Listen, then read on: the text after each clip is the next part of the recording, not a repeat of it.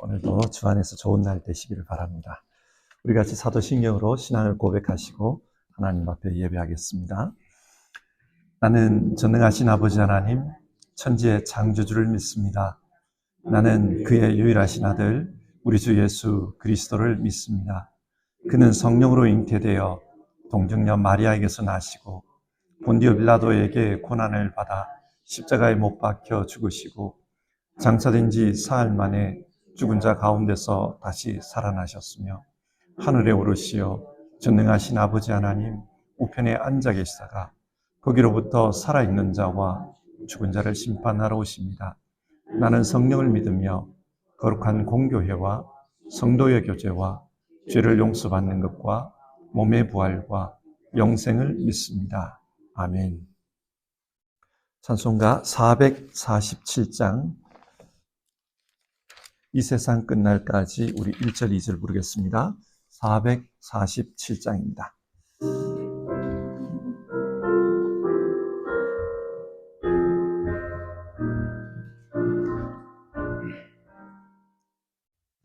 이 세상 끝날까지 주 섬겨 살리니 내 친구 되신 주여 늘 함께 하소서. 주 나와 함께 하면 전생도 겁없고 주 나를 인도하면 늘 안심하리라. 나 주를 따를 때에 주 약속하신 것 그 영광 중에 모두 이루어 주소서. 나 주의 뒤를 따라 이며 살리니 그 크신 은혜 속에 나를 인도하소서. 같이 기도하겠습니다.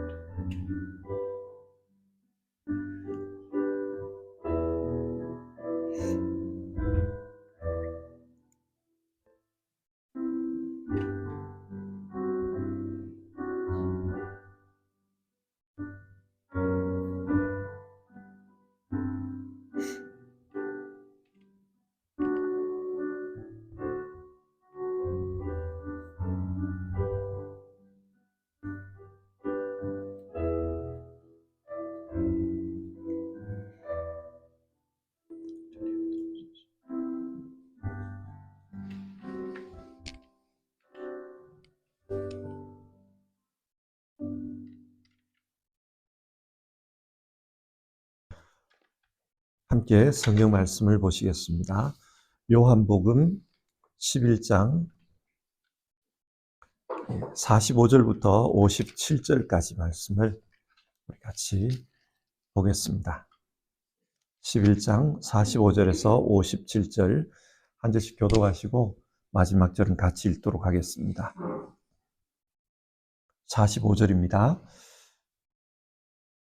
마리아에게 왔다가 예수께서 하신 일을 본 유대 사람들 가운데서 많은 사람이 예수를 믿게 되었다. 그러나 그 가운데 몇몇 사람은 바리새파 사람들에게 가서 예수가 하신 일을 그들에게 알렸다. 그래서 대제사장들과 바리새파 사람들은 공의회를 소집하여 말하였다. 이 사람이 표징을 많이 행하고 있으니 어떻게 하면 좋겠습니까?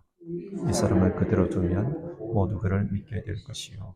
그렇게 되면 로마 사람들이 와서 우리의 땅과 민족을 약탈할 것입니다. 그 가운데 한 사람으로서 그 해의 대제사장인 가야바가 그들에게 말하였다. 당신들은 아무것도 모르고 한 사람이 백성을 위하여 죽어서 민족 전체가 망하지 않는 것이 당신들에게 유익하다는 것을 생각하지 못하고 있어.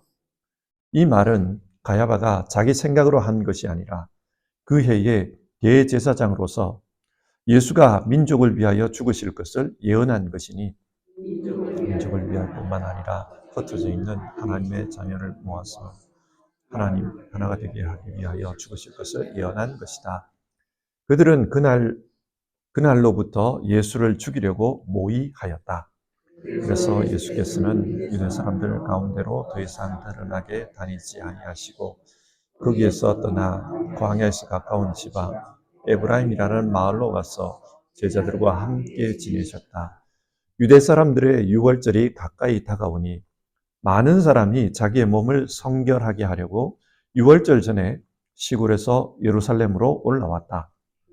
그들은 예수를 찾다가 성전들에 서서 서로 말하였다. 당신들은 어떻게 생각합니까? 그가 명절을 지키러 오지 않겠습니까? 같이 읽겠습니다.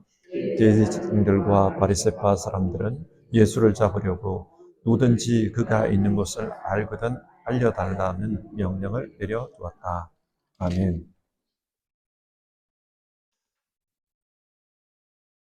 하나님은 세상을 사랑하십니다. 그래서 우리에게 독생자를 주셨습니다. 그리고 그 독생자를 믿는 사람은 누구든지 영생을 얻게 하셨습니다. 이것은 하나님의 축복입니다. 그러나 모든 사람이 그 축복을 다 받는 것은 아닙니다. 왜 그럴까요? 사람들은 말합니다. 하나님이 증명되면 하나님을 믿겠습니다. 하나님이 계시는지 안 계시는지 그것이 불분명한데 어떻게 믿을 수 있습니까? 어찌 보면은 이해가 되기도 합니다. 그러나 하나님의 역사가 분명하게 드러나도 쉽게 믿지 못하는 것이 현실입니다. 요한복음 11장은 죽은 나사로가 살아난 이야기입니다.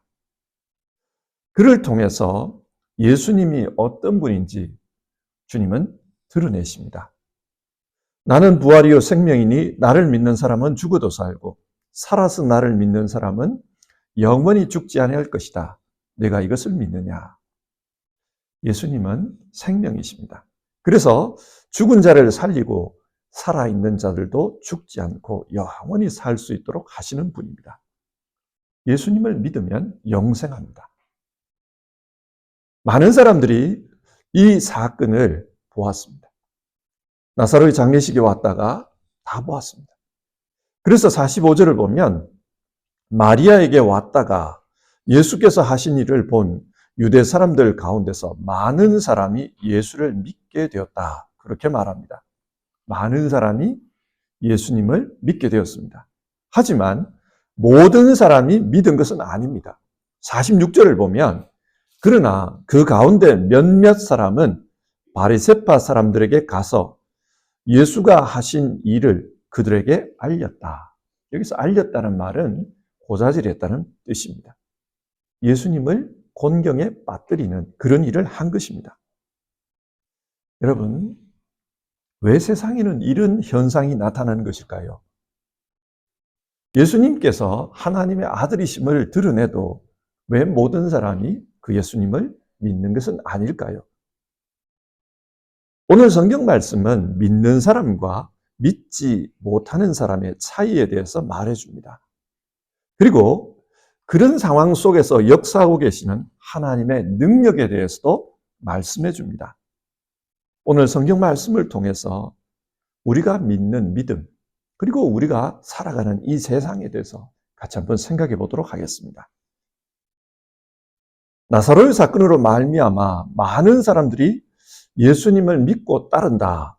그 소식을 전해 들은 대제사장들과 바리새파 사람들이 공의회를 소집했다고 합니다. 이 공의회는 산헤드린 공의회를 의미합니다. 산헤드린 공의회는 제사장들과 유대 장로들로 구성이 됐는데, 유대 장로들은 율법을 잘 아는 바리새파 사람들이 많았습니다. 그래서 이 사람들은 공의회에 모여서 지금 일어나고 있는 이 일에 대해서 같이 논의한 것입니다. 47절과 48절을 보면 그 논의한 주제가 나옵니다. 이 사람이 표징을 많이 행하고 있으니 어떻게 하면 좋겠습니까? 이 사람을 그대로 두면 모두 그를 믿게 될 것이요. 그렇게 되면 로마 사람들이 와서 우리의 땅과 민족을 약탈할 것입니다.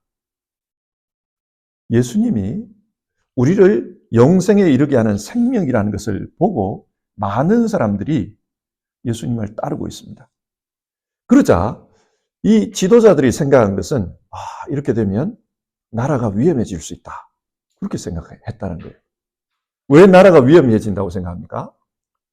예수님은 평소에 전도하시면서 하나님의 나라가 왔다. 그런 말씀을 하셨습니다. 이게 복음이죠. 이 복음은 자칫 로마로부터 독립해서 새로운 나라를 세우겠다. 그런 의미로도 이해될 수 있습니다. 많은 사람들이 그렇게 이해하고 예수님을 따르면서 폭동을 일으키면 로마가 가만히 있겠느냐 이 말입니다. 그래서 로마가 군대를 데려와서 무력으로 짓밟으면 이 나라는 끝장이다. 그것을 걱정하고 있는 겁니다. 여기서 이런 질문이 들어요. 예수님은 지금 하나님의 아들로서 영생을 주러 왔다는 것을 많은 이적을 통해 보여주고 있습니다. 그 이적을 보았다면 우선은 진짜 저분이 하나님의 아들인가? 그것에 대해서 논의하는 것이 순서일 겁니다. 왜냐하면 이 산헤드린 공의회는 제사장들과 율법을 잘 아는 그런 사람들이 모인 곳이기 때문입니다. 그런데 이들은 그런 문제를 논의하지 않고 정치적인 문제를 논의하고 있습니다. 왜 그럴까요? 이 사람들은 이미 결론을 가지고 있습니다. 예수님이 하나님의 아들이든 아니든 우리 편은 아니라는 거예요. 저분은 우리 편이 아니다. 우리가 지키고 있는 이 질서, 그리고 우리가 다스리고 있는 이 유다, 여기에 따라오는 분이 아니다. 우리의 유익에 도움이 되지 않는 분이다. 이미 결론이 났습니다. 세상에는 이런 일이 참 많습니다. 지금 세상에서 일어나고 있는 일들을 한번 보십시오. 그 일이 잘한 일인지 잘못한 일인지 사람들은 그것보다는 저 일로 말미암아 내게 유익이 되는가, 유익이 되지 않는가, 그걸 먼저 생각합니다. 유익이 된다 싶으면 잘못한 일도 어떻게 해서든지 이유를 만들어서 잘한 일로 바꾸어버립니다. 예수님이 죽은 자를 살렸으면 이게 어떤 의미냐? 이게 성경과 관련해서 무엇을 말하는 것이냐? 그걸 따지는 게 순서일 겁니다. 그런데 산헤드린 공회 사람들은 그게 아니라 이게 정치적으로 우리에게 어떤 의미가 있느냐? 정치적인 유불리만 지금 따지고 있는 겁니다. 그래서 어떤 결론을 내립니까? 53절을 보면요. 그들은 그날로부터 예수를 죽이려고 모의하였다.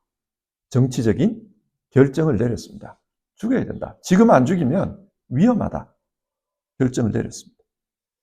49절과 50절을 보면 이 결정과 관련된 당시의 대제사장 가야바의 발언이 소개되고 있습니다.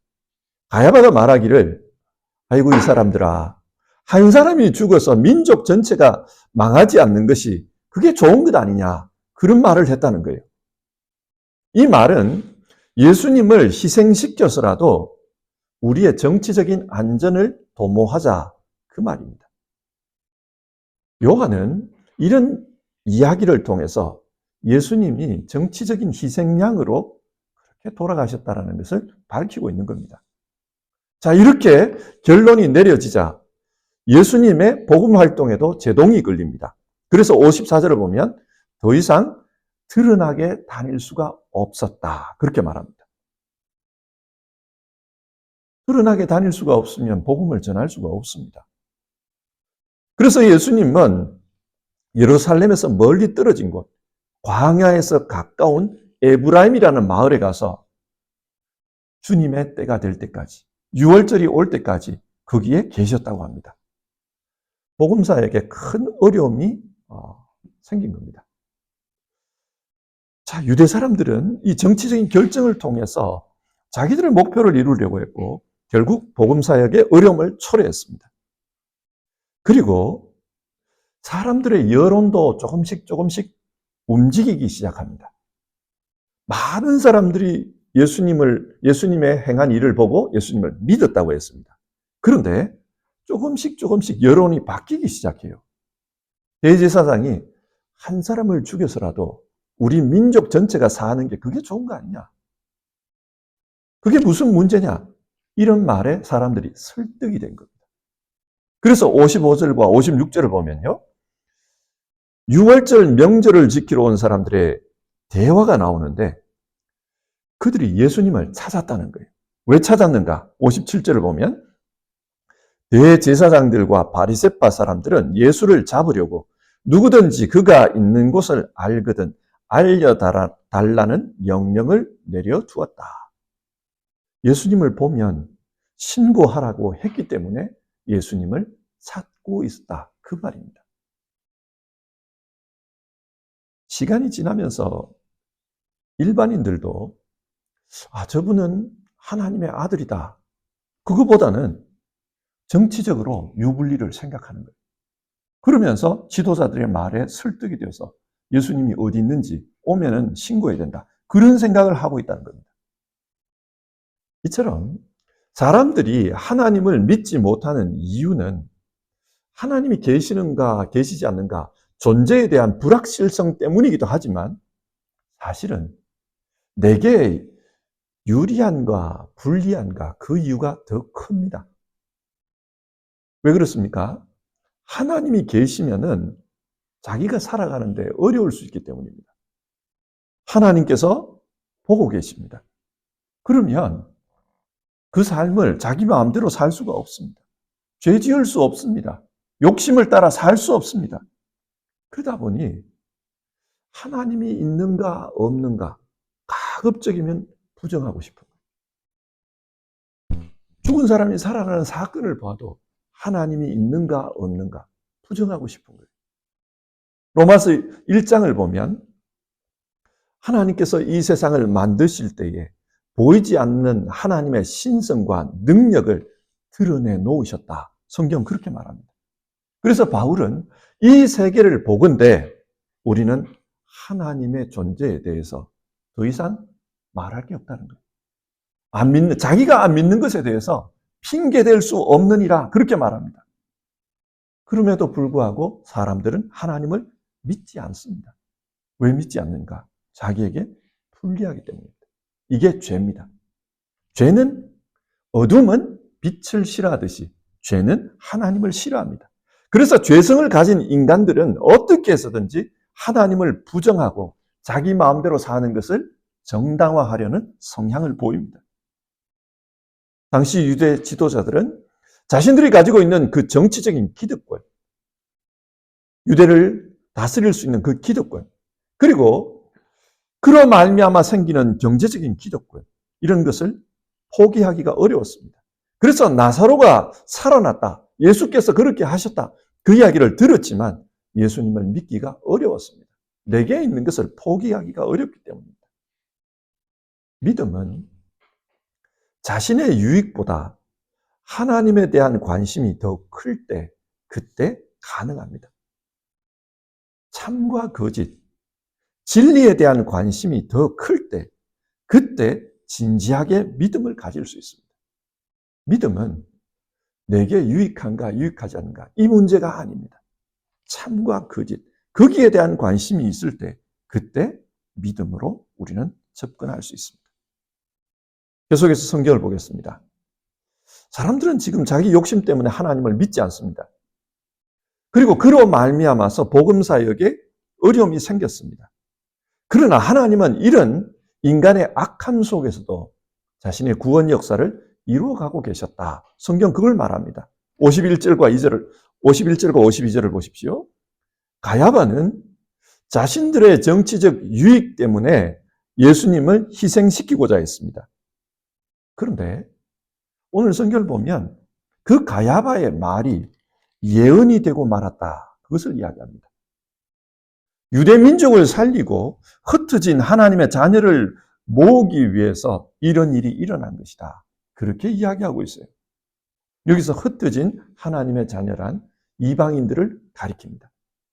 예수님은 선한 목자 비유를 하면서 아직도 예수님의 우리에 들어오지 않은 다른 양들이 있다. 그렇게 말씀하셨습니다. 그들은 이방인입니다. 그 이방인이 오늘 본문에 나오는 흩어진 하나님의 자녀들입니다. 예수님은 십자가 죽음을 통해서 유대인뿐만 아니라 흩어진 하나님의 자녀들도 하나님의 집으로 불러 모읍니다. 그래서 그들 모두가 하나님 집에서 한 권속이 되게 하셨습니다.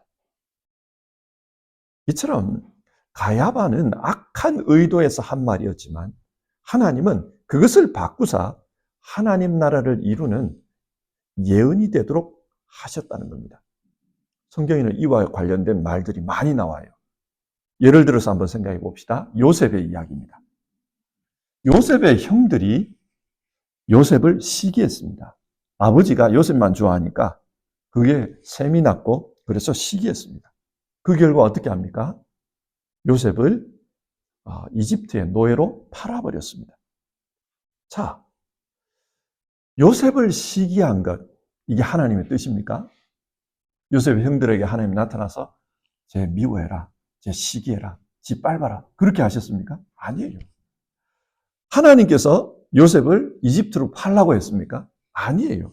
이것은 절대로 하나님의 뜻이 아닙니다. 이것은 악한 인간의 죄로 말미암은 그런 결과입니다. 그런데 하나님은 그런 악을 바꾸셔서 선이 되도록 하십니다. 요셉이 이집트로 갔을 때 그 이집트에서 자라가면서 이집트의 총리가 되게 하십니다. 그리고 그 권세로 말미암아서 어려움에 처한 이스라엘을 구원하게 합니다. 창세기 50장 20절이 이걸 말하죠. 형님들은 나를 해치려고 하였지만 하나님은 오히려 그것을 선하게 바꾸셔서 오늘과 같이 수많은 사람의 생명을 구원하셨습니다. 인간은 악하지만 하나님은 그 악마저도 자신의 뜻을 이루는 선한 도구로 바꿔버린다는 거예요. 로마서 8장 28절도 그걸 말합니다. 하나님을 사랑하는 사람들, 곧 하나님의 뜻대로 부르심을 받은 사람들에게는 모든 일이 서로 협력해서 선을 이룬다는 것을 우리는 압니다. 하나님을 사랑하는 사람들에게는 일어나는 악한 일들도 하나님의 선을 이루는 그것의 도구로 사용되도록 하신다. 그 말입니다. 하나님은 전능하십니다.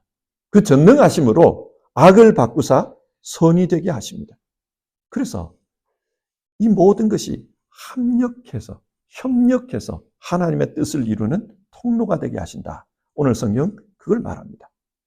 자, 오늘 설교를 한번 정리해 보겠습니다. 하나님은 우리에게 구원의 복을 주셨습니다. 누구든지 예수님을 믿으면 영생을 얻도록 길을 열어놓으셨습니다. 그러나 모든 사람이 예수님을 믿는 것은 아닙니다. 왜 이런 일이 벌어지는 것일까요? 중요한 것은 믿음입니다. 예수님을 믿으면 영생을 얻습니다. 그런데 여러분, 어떤 사람들이 예수님을 믿습니까?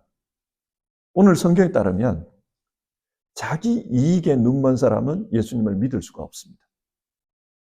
자기 이익보다 하나님의 진리를 사랑하는 사람들이 예수님을 믿습니다.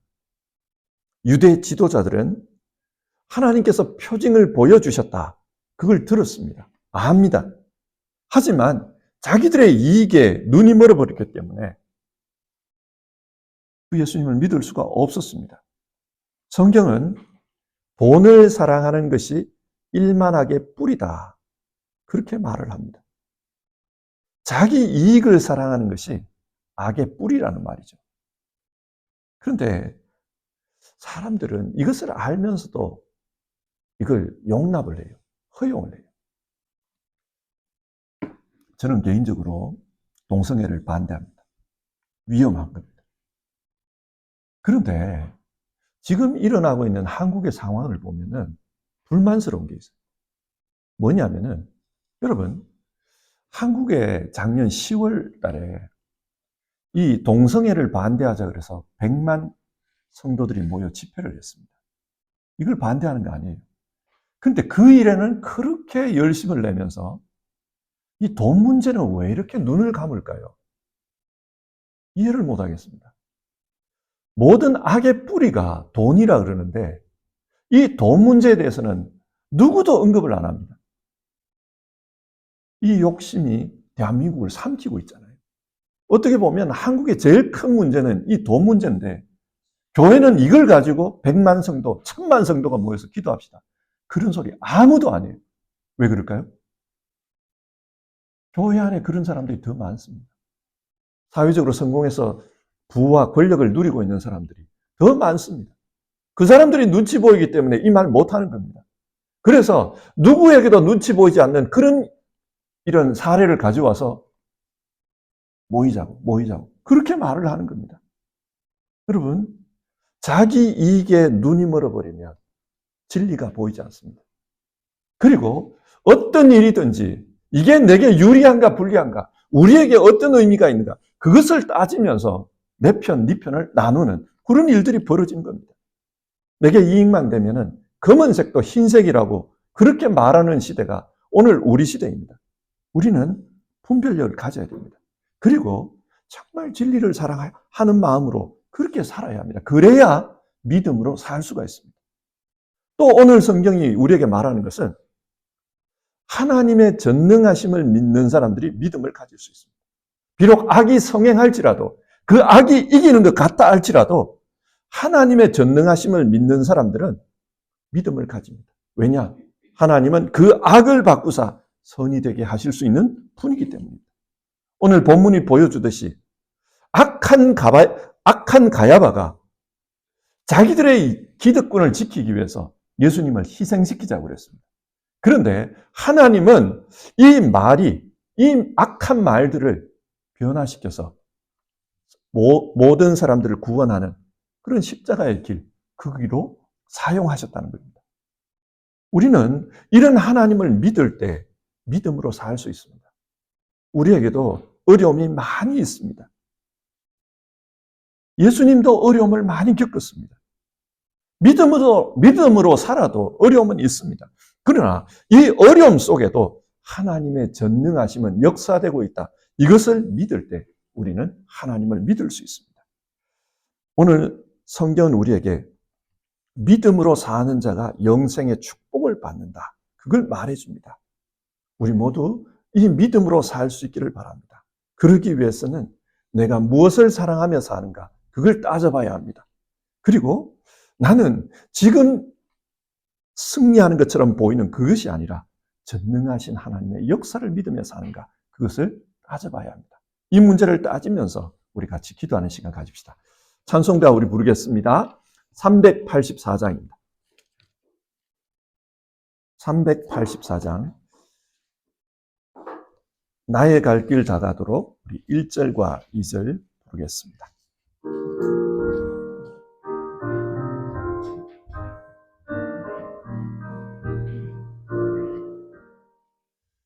나의 갈 길 다가도록 예수 인도하시니 내 주 안에 있는 그 길 어찌 의심하리요. 믿음으로 사는 자는 하늘 위로 받겠네. 무슨 일을 만나든지 만사 형통하리라. 무슨 일을 만나든지 만사 형통하리라.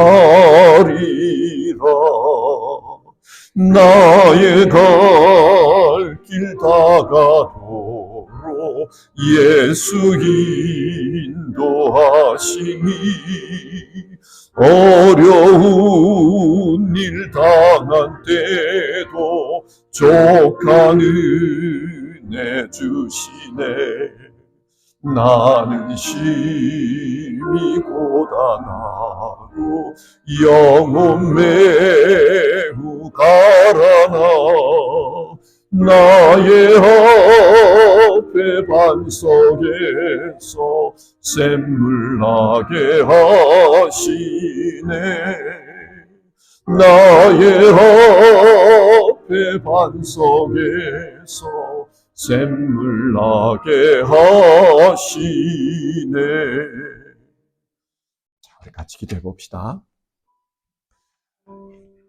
오늘 성경 말씀을 통해서 우리는 믿음의 문제를 생각해 보았습니다. 예수님을 믿는 사람들이 영생을 얻습니다. 그렇기 때문에 예수님을 믿는 것은 정말 중요한 문제입니다. 예수님은 자신을 믿을 수 있도록 많은 표징을 보여주셨습니다. 그럼에도 불구하고 믿지 않는 사람들이 있었다는 거예요. 왜 믿지 못했는가? 자기들의 기득권, 이익 때문이었습니다. 그 이익을 지키기 위해서 예수님을 제거하는 것이 더 옳다고 생각한 겁니다. 오늘 우리가 돌아봐야 될 부분이 이 부분이에요. 그 당시에 종교 지도자들하고 우리의 상황은 많이 다르지만은, 그러나 우리 안에도 이런 마음으로 신앙하고 있는 것은 아닌지, 내가 예수님 인정하면 내게 불리하고 내가 불편하고 내게 어려움이 있어서 우리가 온전히 믿음으로 살지 못하는 모습이 있는 것은 아닌지 우리가 그걸 돌아봤으면 좋겠고요. 또 하나는 참 우리가 실족할 일이 많습니다. 왜냐하면 어려움들이 많기 때문이에요. 그러나 그 어려움 속에서도 하나님의 전능하심은 역사하고 있다. 그 전능하신 하나님께서 전능하심으로 악을 바꾸사 선이 되게 하신다. 우리에게 그 믿음이 있어야 합니다. 그래야 어려움이 있어도 하나님을 믿을 수 있습니다. 오늘 우리 이 믿음이 있는지 우리 살펴보고 주여 이 믿음으로 살게 하옵소서. 나의 갈 길 다가도록 예수 인도하시니 무슨 일을 만나든지 주님 인도하신다. 우리 그 믿음으로 살겠다고 같이 기도해 봅시다.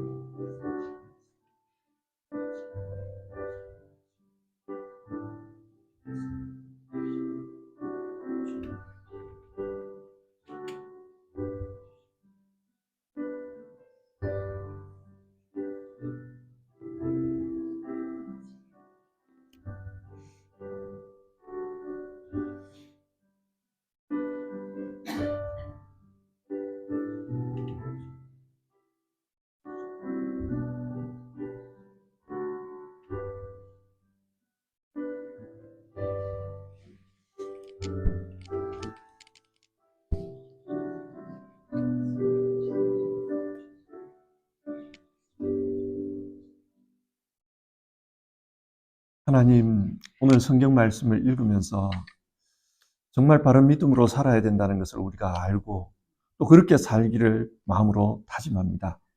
그러나 하나님, 오늘 성경에 나오는 이 유대 지도자들을 보면 그들도 하나님을 알고 하나님을 믿는다고 했지만은 자신들의 욕심에 눈이 멀어버리니까 하나님께서 표징을 보여줘도 믿지 못하는 그런 모습들을 보았습니다. 우리도 하나님 살면서 이런 모습으로 살고 있지는 않는지 우리 자신을 돌아볼 수밖에 없습니다. 주님, 우리에게 진리의 빛을 늘 비춰주셔서 보아야 될 것을 볼 수 있게 도와주시옵소서. 내 이익 때문에 보았어도 보지 못했다라고 말하지 않도록 주님 도와주시옵소서. 정말 하나님 사랑하고 진리를 사랑하면서 살 수 있도록 도와주시옵소서. 하나님 아버지 기도드립니다. 정말 우리는 어려움을 많이 당합니다.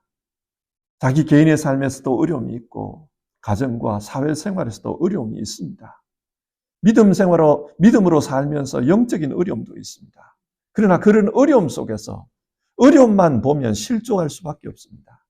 하지만은 어려움을 바꾸사 선이 되게 하시는 전능하신 하나님의 역사를 우리가 볼 수 있도록 주님 도와주시옵소서.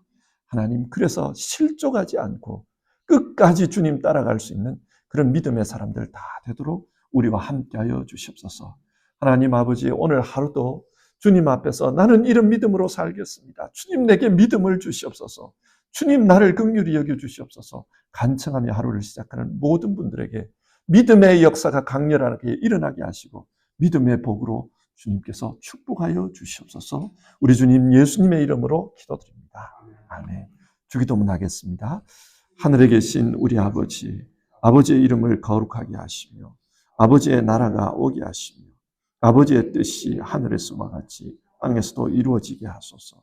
오늘 우리에게 일용할 양식을 주시고 우리가 우리에게 잘못한 사람을 용서하여 줄 것 같이 우리 죄를 용서하여 주시고 우리를 시험에 빠지지 않게 하시고 악에서 구하소서.